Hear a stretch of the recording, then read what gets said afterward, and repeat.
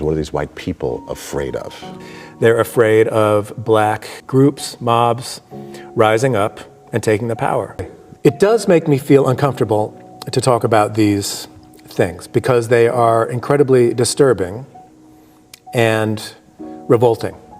Eric Lott, a professor at the Graduate Center of the City University of New York, says blackface represents a strange mix of envy, fascination, desire, and fear. The history of blackface is long and complex and deeply ingrained in our culture. Who was that lady I saw you with this afternoon? That was no lady. That was my wife. Even Bugs Bunny and Elmer Fudd blacked up. And the lady sings this song, do that, and Elmer starts right along. Fantastic, isn't it? Wanting to run all night. For more than 100 years, white and then black performers wore dark makeup and created not only a popular theatrical form, but stereotypes that are still with us today. Former mayor of Atlanta said about potential black political power back in 1943.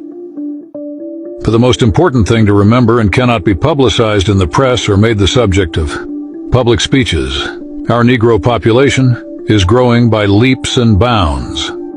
They stay right in the city limits and grow by taking more white territory inside Atlanta. Our migration is good white, home-owning citizens. With the federal government insisting on political recognition of Negroes in local affairs, the time is not far distant when they will become a potent political force in Atlanta if our white citizens are just going to move out and give it to them. This is not intended to stir race prejudice because all of us want to deal fairly with them. But do you want to hand them political control of Atlanta, either as a majority or a powerful minority vote? William B. Hartsfield, 1943. 30 years later, Maynard Jackson became the first black mayor of Atlanta.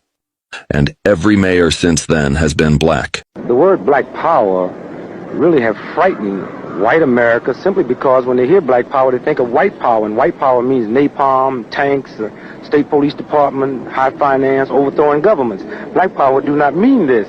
It might mean it in Africa where they're in control, but not in America. All we're trying to do is take right and push wrong with it. I'm not only against the war in Vietnam, I'm against all war. Now, good people, welcome back to my channel. Have you noticed that the conversation is now getting louder?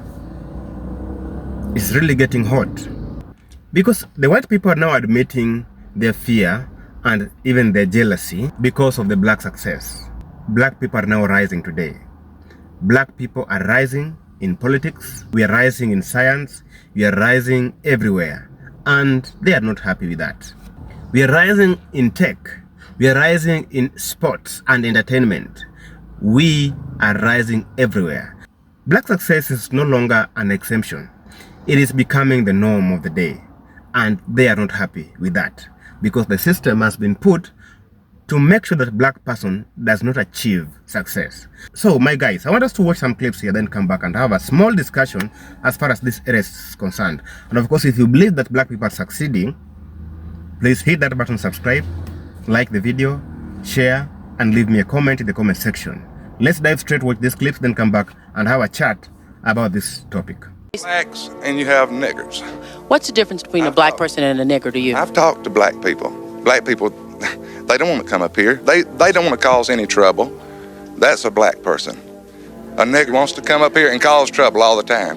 That's the difference. Of black people, what is it you are afraid black people are going to do? I mean, that's what I'd like to know.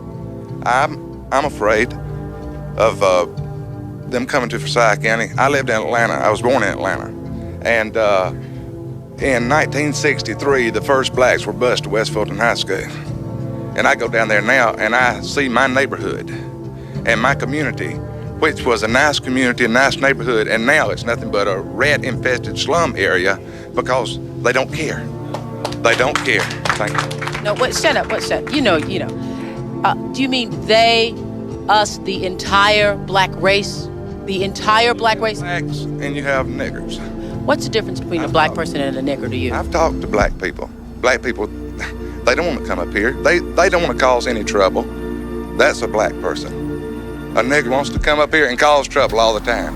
Why do white people resent Black excellence? Let's talk about it. Not all white people are racist, obviously, but there is a specific subset for whom Black excellence seems like a personal affront to them, right? It really bothers them when Black people succeed. The 13th Amendment emancipated enslaved Black Americans in 1865, and then the Jim Crow laws kind of wrapped up with the passing of the Civil Rights Act in 1964. So if we do the math, that's about 61 years in which Black Americans were able to strive for success in any sort of meaningful way without like the constraints of the law pulling them down. 61 years. If we compare that to white Americans who besieged a land already owned and occupied by indigenous Americans, we'll put that around 1620 when, you know, the Mayflower came here, then that gives them about 425 years to establish success in this country.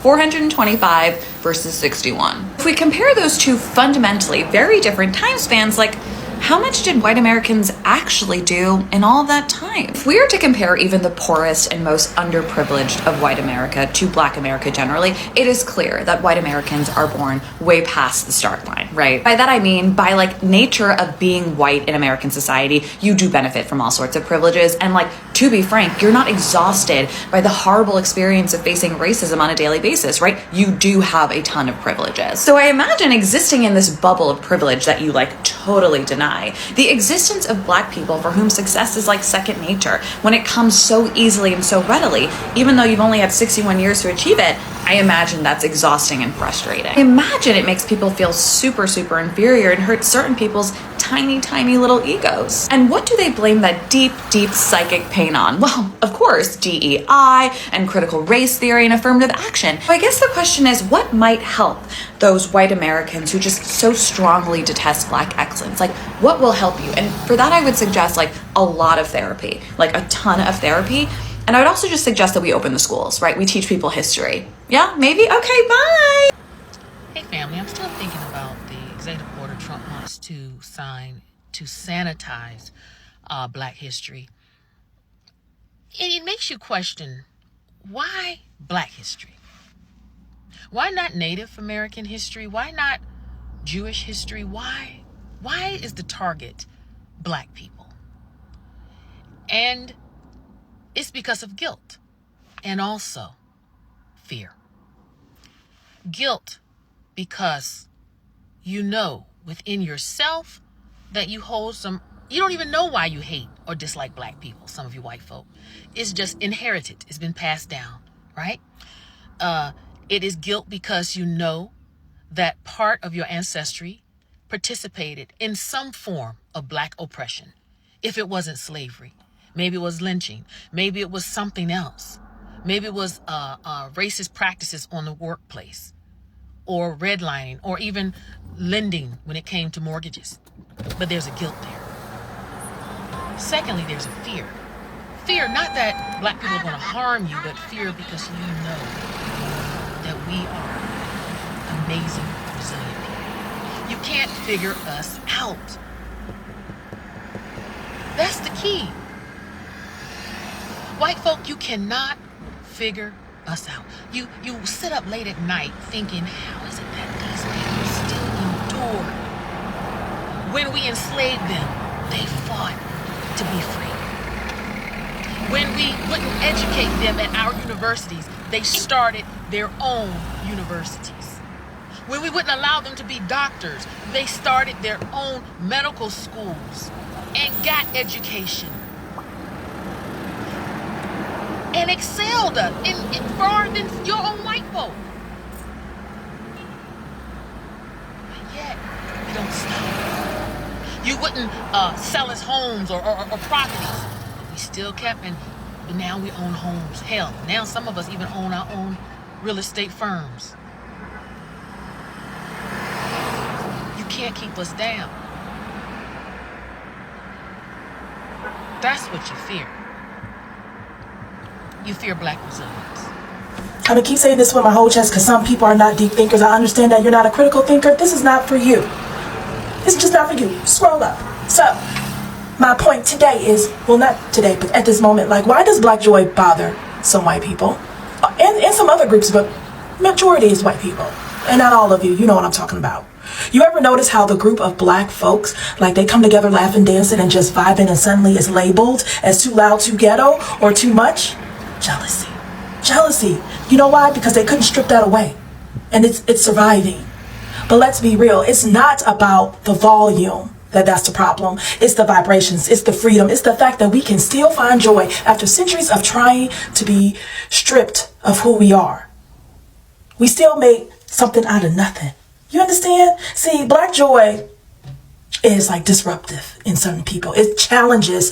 And where we're supposed to be broken, angry, and silent, it's like loving, living, and celebrating. So it's not just confusion. It's threatening to a certain group of people. Because Black joy, for us, is power, is resistance, it's healing, it's ancestral. Of all the things they said we could not do, it's lies. Remember, we were here way before other groups were here. And now our happiness is not a performance. It's reclaiming who we said we always were. So the next time somebody looks uncomfortable with your Black joy, remember that you're not the problem. They're just uncomfortable and can't believe that after all this time, we are still celebrating who we are and who we are meant to be and who we are growing to be. So tell me, have you ever felt like your joy made somebody else uncomfortable? Let's talk about it, y'all. To me, I don't give a flying fuck who feels uncomfortable. This is my life, my body, and if you feel uncomfortable, move the fuck away. Right? Because where I was for Black Bike Weekend, we were on the side, I'm not gonna say the grown folk side, but we like our peace. So of course, it was a mix of Black and white people. Like, we all around each other. We all talking to each other. You think anybody grabbed their purse because they see bikers in leather? No, they're used to it. They're talking, they're waving, they're like, oh, let me tell me about your bike, blah, blah, blah, blah, blah. These are people talking, not afraid and not jealous. There are some, but we didn't cross any this weekend, okay? But have y'all ever experienced that? Like, you having joy, you having celebration, especially with all the graduates. Did you see those comments talking about Black fatigue in the comments of Black joy celebrating the college? See, the point that I'm trying to get at is no one who doesn't, how can I say this? If you Black, you understand.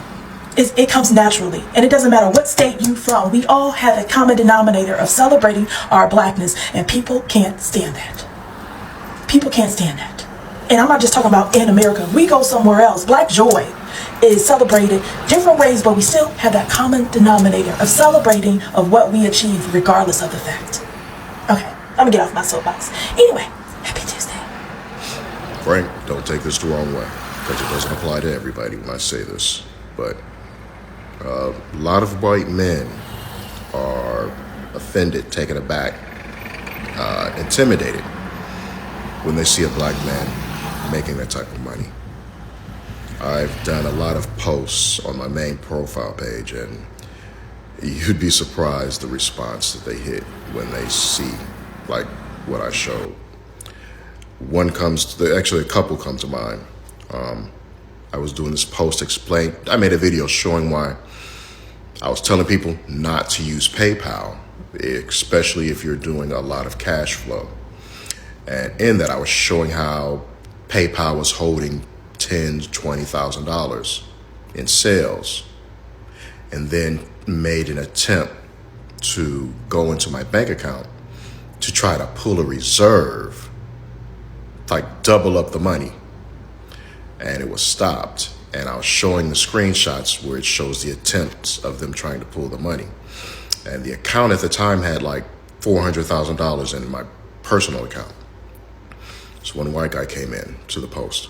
How dare you show that type of money on here, and people are hungry, and people are jobless, and people can't pay rent, and people are just trying to get by. And I'm sitting here like, what the fuck? That's one example. Another example, same thing on my main profile.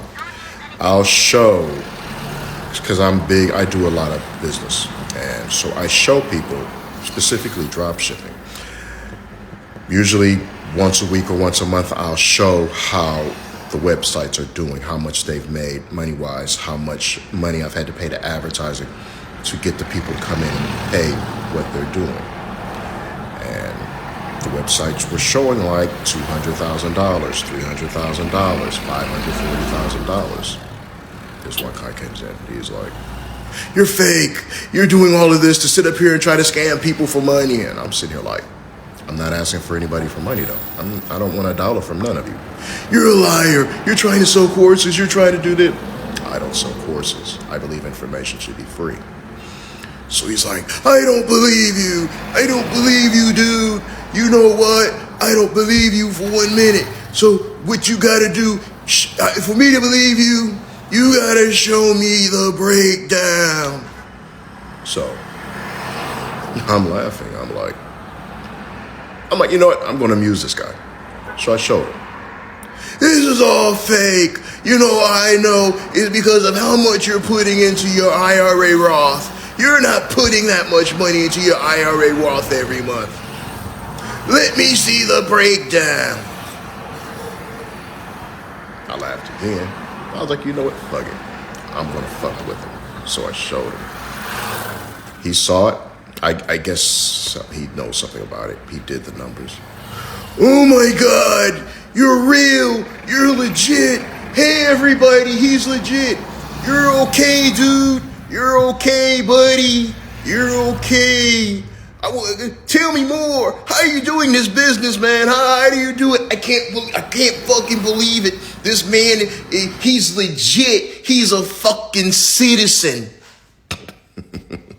But yeah, like I said, not all, but a lot.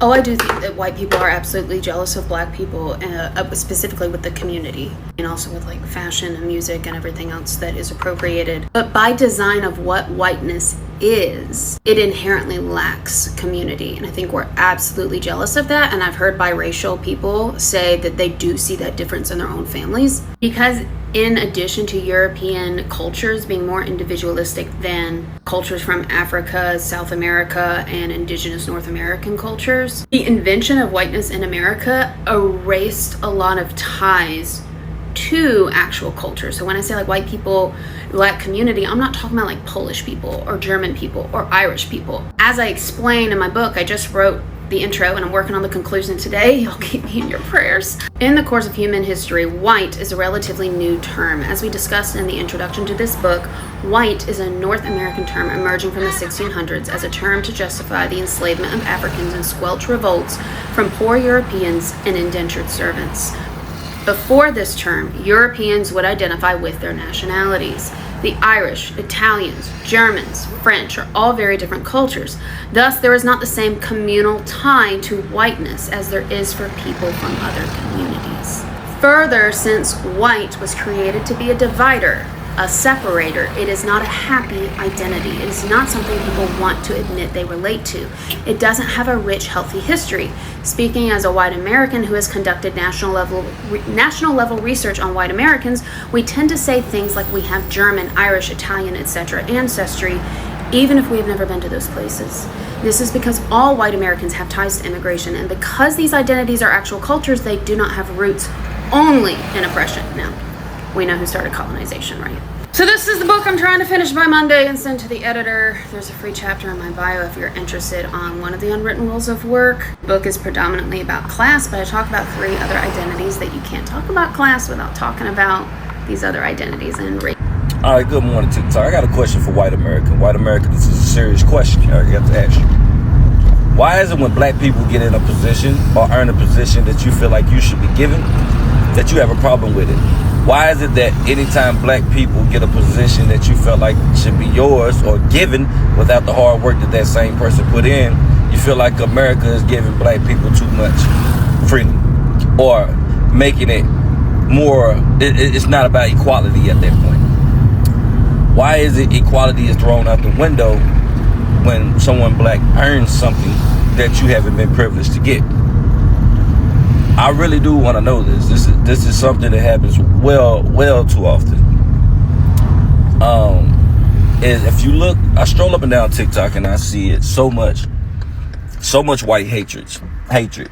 And white people, you can hide behind it all you want. And this is not all white people. I'm speaking to the white people that do it. So for all the white people that don't do it, this ain't about y'all. Please move to the side. This is about the white people that do it. You go up and down TikTok and you spew hatred on everybody's comments, on everybody's post, that's speaking about black empowerment. It don't even have to have anything to do with you. And you're going to come on there and you're going to say something because it infuriates you that much, because you're so racist and you're so privileged. It infuriates you that much that you have to say something. But you won't be truthful with yourself. Because one thing that I know that white people love to do on comments is when they see some kind of black on black crime or somebody black woman, this is what they do. Y'all love to say that.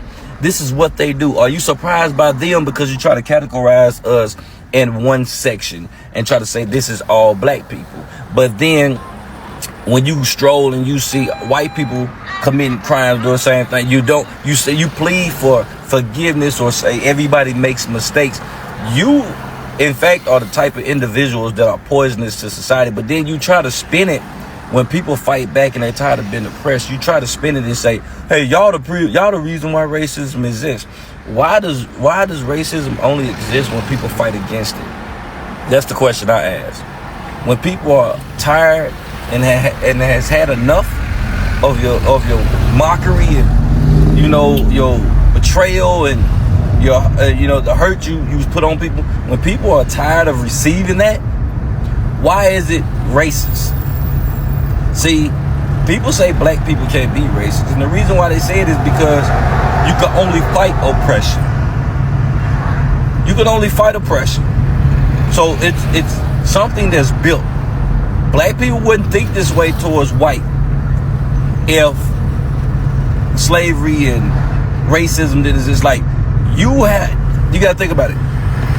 White people have specific clans, brotherhoods that's 100% designed to hate other minorities. Not just black, other minorities. You don't see that in other places. If anybody creates any other kind of games and stuff like that, it's not to hate, but it's to protect you from the minority. I mean, the other people that hate you. That's the reason why they say racism doesn't exist. It can put up a barrier to where everything around you you're nervous about, you're shielded about, but everything is out of reaction. Well, back to my subject. So what I asked you is, why does a black man in power scare you? Why does it infuriate you? Why does hard work from another and them receiving their reward infuriate you? What's the point? What's the real thing that we need to address in America? And don't give me this, they pitting us against each other stuff, because listen, everybody grown at this point. You have grown individuals that's still pushing this racism shit, and it's only they need to work against. I mean, they need to work with us when you're backed into a corner. So let's just be honest, and then don't try to blame it on us, because blacks is the most accepting culture there is. We accept anyone in the black culture that we think that rock with us, and that in fact alone is a problem, because we let too many people in that shouldn't be in this fucking culture. And I'm just be honest, this is not to spread hate or nothing, because I believe in unity. I wish that shit would happen. Everybody can live in one accord. And this thing, don't get me wrong. You have a race. You can root for your race. There's nothing wrong with rooting for your race. I want to see black people fare oh so well. You know what I'm saying? But I don't want to see that at the detriment of me pulling down another race because I feel inferior. You understand what I'm saying? But anyway, can somebody tell me? So this lady asks, this black lady, are white women really that scared of black women? And I'm going to say yes. And this is my opinion as a white woman who is 53 years old and has lived in the South in Georgia my entire life. But it's not being scared, but it's a fear. And it's not a physical fear, it is the mental fear. It is what we see in you and what we see you doing and how it challenges us, and the fear of that. So we see black women and we see how strong you are. We see you coming together as a community. We see you supporting each other. We see you supporting your community, supporting your families, supporting your children, going out and fighting for your rights, being authentic in your race and in your femininity. Anyway.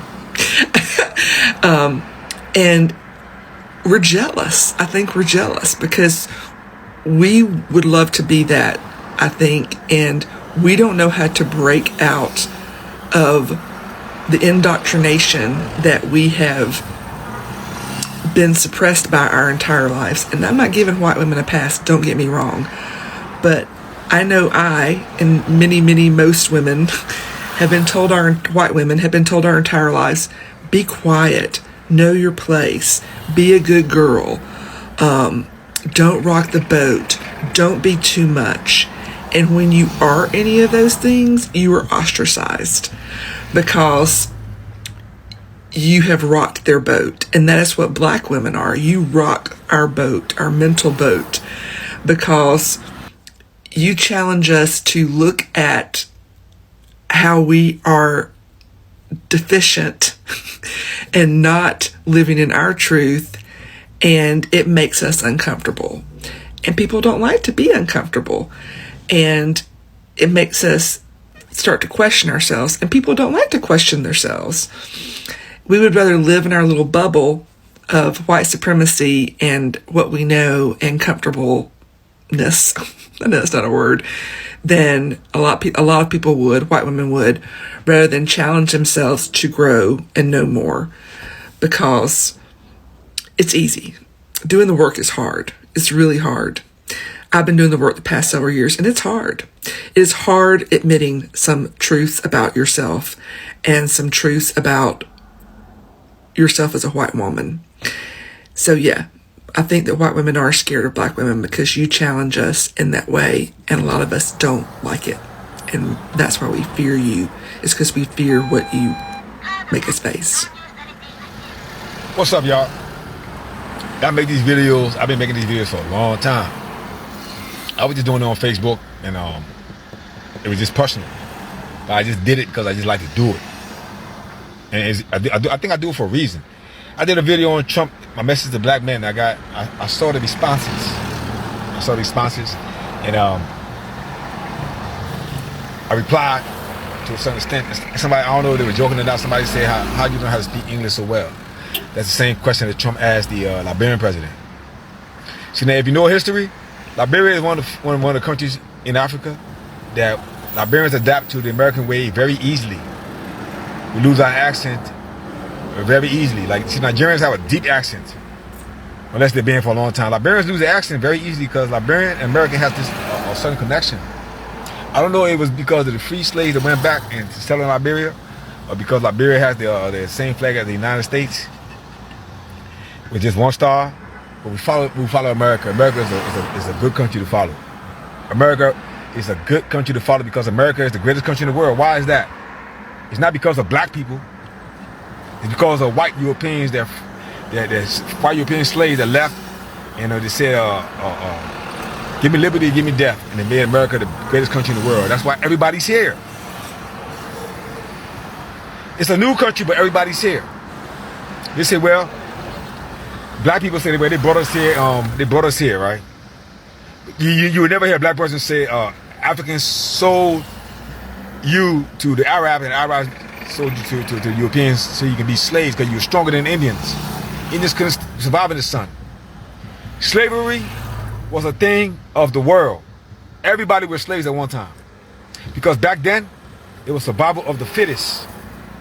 That's how life was. It's just like the jungle. If you watch the Animal Channel, the gazelles, the zebras, the lions, they eat each other. It's survival of the fittest. The word is survival of the fittest. The human race was given a special skill. We had it with the ability to think. See, snakes don't have on bones and they can't fight. So God made them poisonous because they're on their belly and they're crawling and stuff. Anybody can mess with them. Imagine if snakes weren't poisonous. They'd be the weakest creatures on the earth because you can just kill them. They're on the ground already. You can just step on them. You can kill them. So God made them poisonous. You got certain animals, they camouflage. God gave humans the ability to think. Lions are strong and they can devour their predators. Hyenas work in groups. Spiders build webs to trap their food.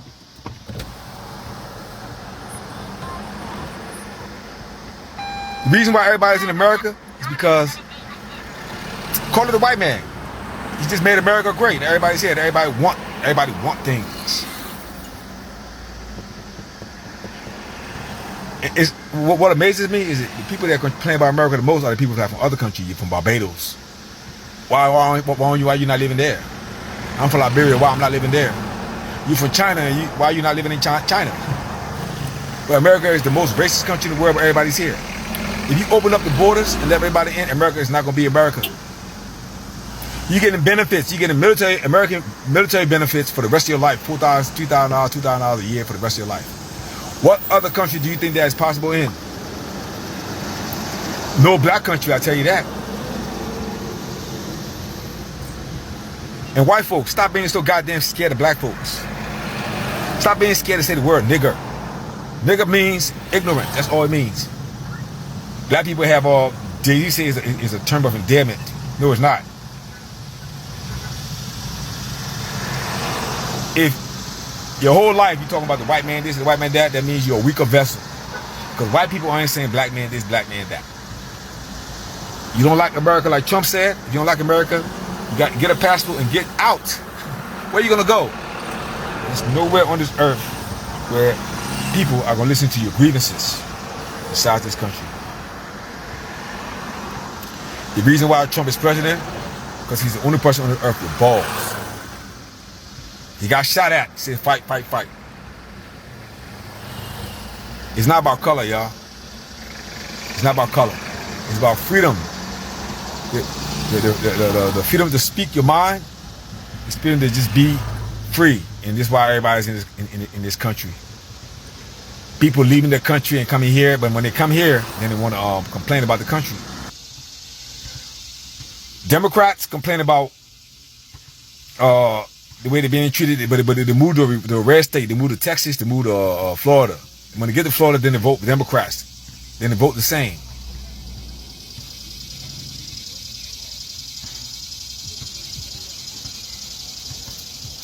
It's amazing to me.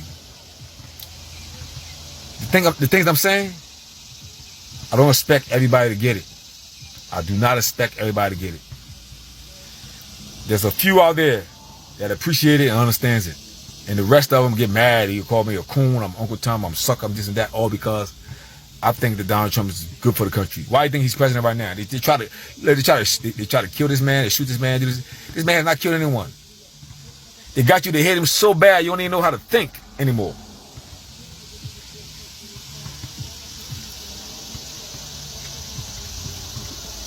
My message is, black man, take your emotions all the way out of it. Focus on money and your family. And God.